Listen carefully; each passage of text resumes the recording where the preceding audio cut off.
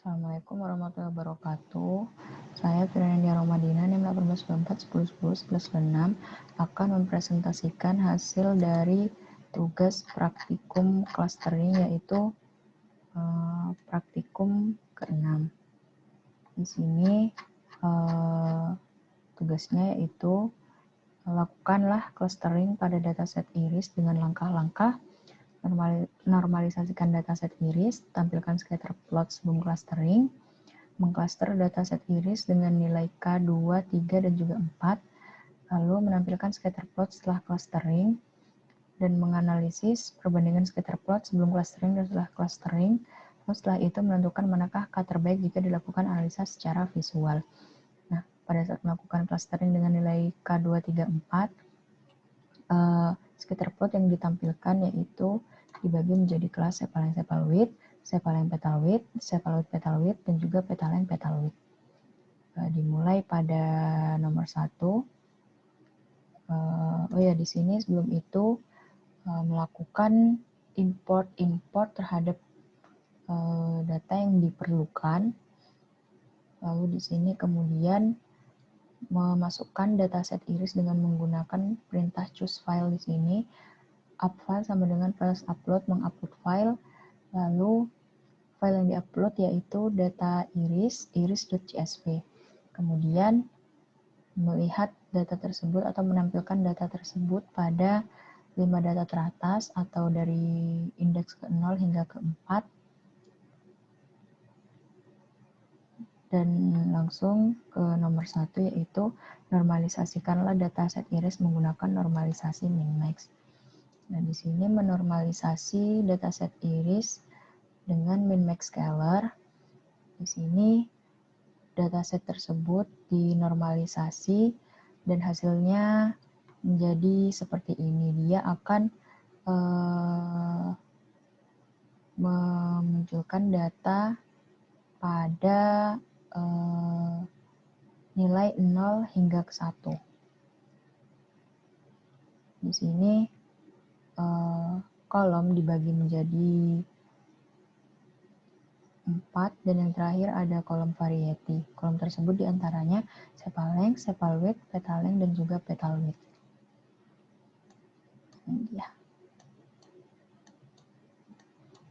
Dan menampilkan data yang telah dinormalisasi sebanyak 5 data karena hanya mengambil head-nya saja. Kemudian soal selanjutnya yaitu tampilkan scatter plot sebelum clusteringnya. Di sini kita menampilkan scatter plot pada data yang telah dinormalisasi tetapi belum di-cluster. Di sini kita membagi untuk panjang dari tempat daripada 4 scatter plot dibagi menjadi 20 untuk panjangnya dan juga 5 untuk lebarnya. Kemudian scatter plot dibagi menjadi 1 baris dan juga 4 kolom seperti ini. Jadi dalam satu ini tuh terdapat 4 scatter plot memanjang. Yang pertama untuk scatter plot daripada cephaleng cephaloid. Nah, di sini dia menggunakan X labelnya itu cephaleng, Y labelnya cephaloid. Dan kemudian keterangan legendanya untuk warna setosa, warna vertikal, dan juga virginica itu ada di pojok kanan di sini. Dan kemudian untuk setosa sendiri, dia diberi warna ungu, versicolor merah, dan juga virginica biru. Dan hal tersebut dilakukan cara yang sama terhadap kelas-kelas yang lain, yaitu pada atribut yang lain, yaitu pada cephaleng, cephaleng petaloid, cephaloid petaloid, dan juga pethaleng petaloid, dan dengan kelas-kelas yang juga sama.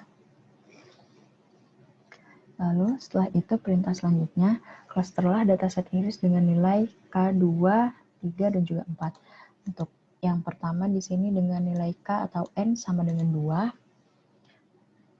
kita mengcluster atau membagi data ke dalam 2 cluster, karena di sini N-nya sama dengan 2.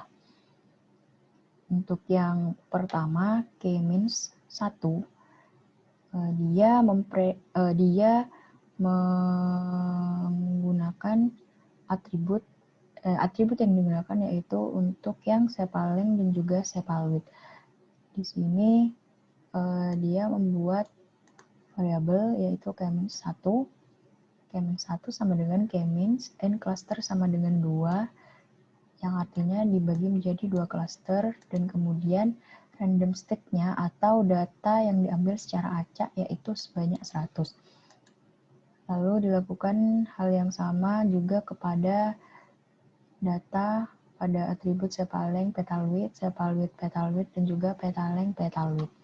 Lalu setelah itu dilakukan prediksi terhadap data-data yang telah dimasukkan ke dalam variabel K-1, K-2, K-3, dan juga K-4. Untuk variabel tersebut diberi nama prediksi 1 untuk K-1, prediksi 2 untuk K-2, prediksi 3 untuk K-3, dan prediksi 4 untuk K-4. Kemudian jika di print akan muncul data-data random tersebut, yaitu ini. Lalu menampilkan scatterplot setelah clustering. Nah, sebelum menampilkan scatterplot, kita harus mencari dulu centroidnya atau titik pusat pada setiap cluster. Jadi, setahu saya, centroid ini berguna untuk mempermudah clustering data karena dia merupakan titik pusat. Jadi, data-data yang ada di sekitar titik pusat tersebut atau yang jaraknya itu berdekatan, maka dia termasuk satu klaster dengan data pada titik pusat tersebut. Atau mungkin bisa juga pengertiannya itu centroid. Centroid itu adalah titik pusat dalam suatu klaster. Jadi misal terdapat satu centroid dalam satu klaster, itu artinya klaster tersebut berada dalam satu centroid. Lalu kemudian didapatkan centroid dengan nilai seperti ini, yaitu untuk K-1, ini dia. Lalu K-2,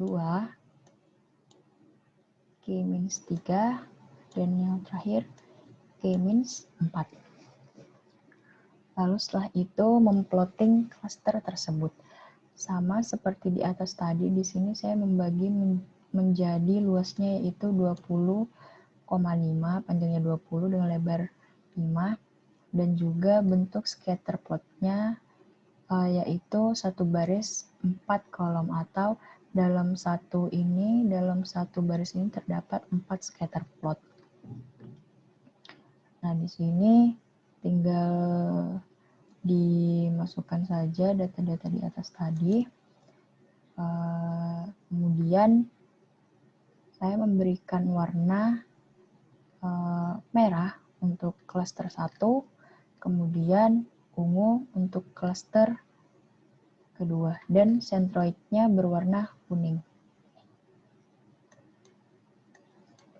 Lalu memberi label pada X-nya, yaitu yang pertama ada sepal-length, sepal-width.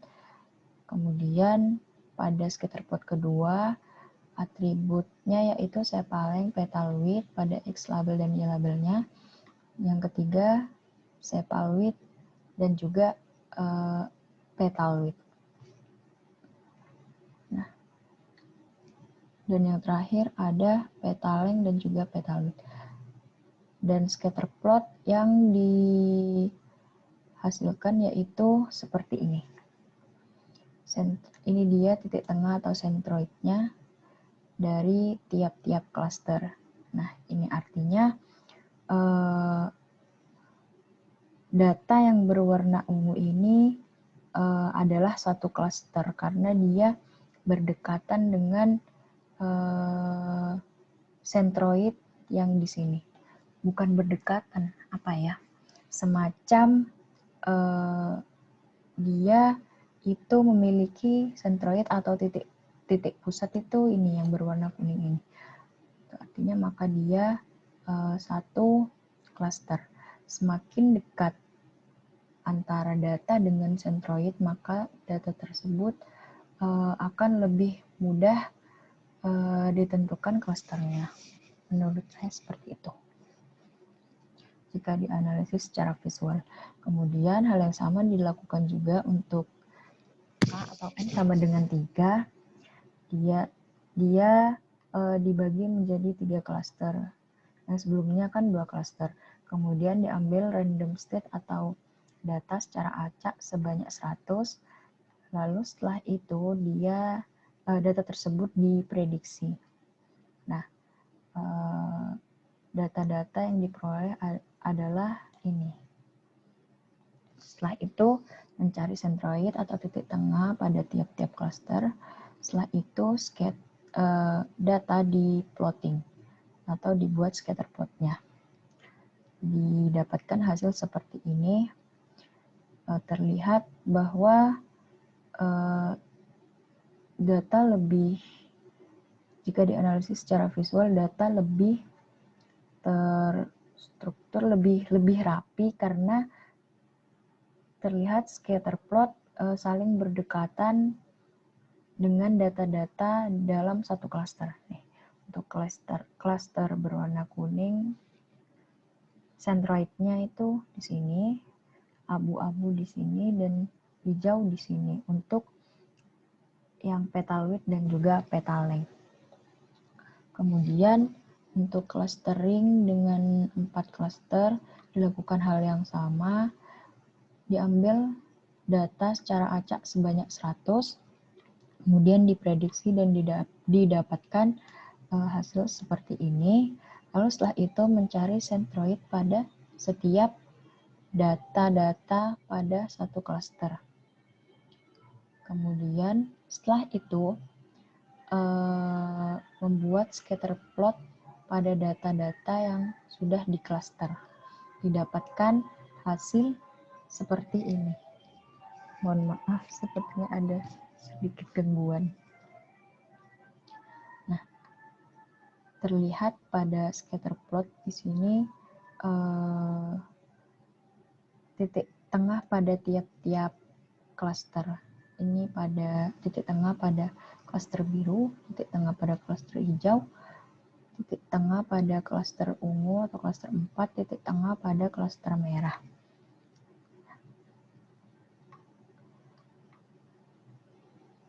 Jika dianalisis secara visual, titik tengah tidak benar-benar berada di pusat, tetapi dia masih bisa disebut sentroid karena sentroid sendiri itu merupakan rata-rata daripada titik-titik. Di sini titik-titiknya adalah data.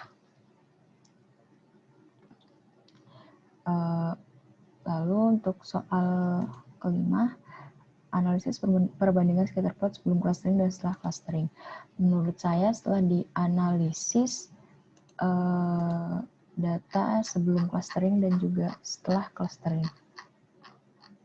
Nah, ini sebelum clustering dan ini setelah clustering. Kita bandingkan dengan perbandingan clustering sama itu 3. Menurut saya sebelum di cluster, sentroid belum diketahui, jadi pengelompokan data dalam dataset masih belum bisa diketahui dia termasuk dalam cluster apa. Karena sentroid merupakan titik data atau pusat dalam sebuah cluster. Setelah di cluster, karena sudah ada data sentroidnya, maka dia akan lebih mudah data tersebut itu terdapat dalam cluster apa. Seperti itu menurut saya, seperti itu. Kemudian terakhir, tentukan manakah K terbaik jika dilakukan analisa secara visual. Menurut saya, jika dianalisa secara visual, K dengan nilai 3 mungkin lebih akurat ya, atau lebih terbaik, karena di sini terlihat antara sentroid dan juga data-data dalam satu klaster tersebut itu jaraknya lebih dekat. Karena jika jarak antara sentroid dan juga data itu lebih dekat, dia jadi lebih akurat karena tidak ada data yang jadi terlihat sendirian. Mungkin ada tapi hanya 1, 2, 3. Sedangkan yang lain titik pusatnya terlihat tidak benar-benar berada pada pusat. Jadi menurut saya dengan nilai 3 adalah yang terbaik. Terima kasih, sekian presentasi dari saya. Kurang lebihnya mohon maaf, saya akhiri. Wassalamualaikum warahmatullahi wabarakatuh.